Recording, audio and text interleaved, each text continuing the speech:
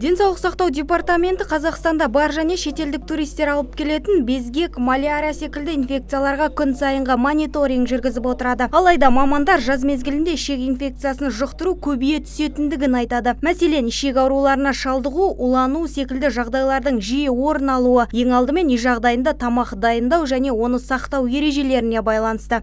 Дәрігерлердің айтуынша, үй шаруасындағы шикі азық-түлікті сақтау тәртіптері мен ережелері аса маңызды. Ыстық ауа райы жағдайында тамақты салқын емес жерде 1 сағаттан астам уақытқа қалдыруға болмайды.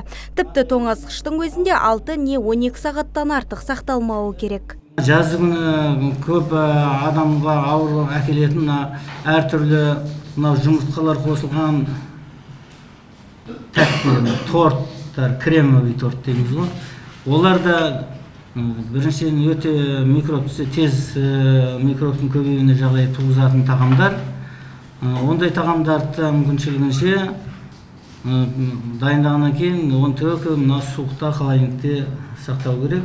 Бұлай қалдырып қойсаңыздар 1 сағат, 2 сағат жеткілікті, жаңа микробтар көбейіп, одан да тамақтан улану жағдайлары туы мүмкін. Оңтүстік өңірінде 263 тамақтану орындары тіркелген. 2018 жылдың бірінші жарты жылдығында 59 тойханаға ерекше тәртіппен санитарлық тексеру жүргізілген. Нәтижесінде ешбір тамақтану орны тазалық талаптарын сақтамайтын болып шыққан. Тексеру барысындағы кемшіліктер бойынша 57 жауапты тұлғаға әкімшілік құқық бұзушылық туралы хаттама толтырылса, медициналық бақылаудан өтпеген үшін 31 қызметкер уақытша жұмысынан шеттетілген.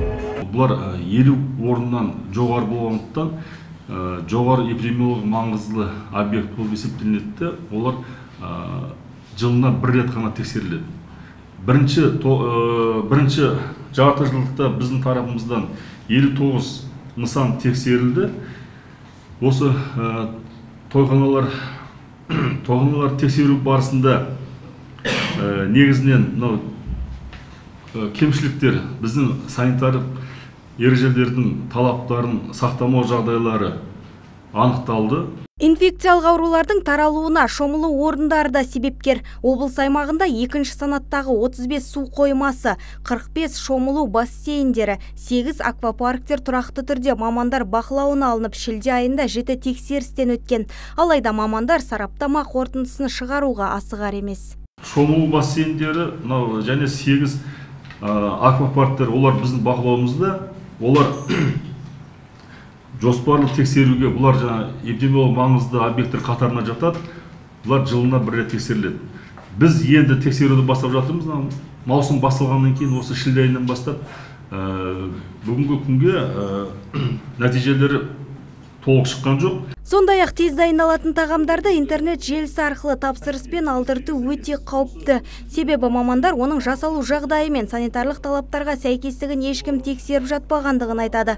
Айта кететін тағы бір жайт, әрбір қазақстандық Еуропаға саяхатқа шыққанда қызылша ауруын жұқтыру қаупін ескеру қажет. Бүгінгі күні шетелде 5000-ға жуық қызылша ауруының фактісі тіркелген және бірнеше ондаған адам аталған дерттің құрбанына айналуда. Мадина Байғыз, Антон Семенов, ТВК телеарнасының жаңалықтар қызметі.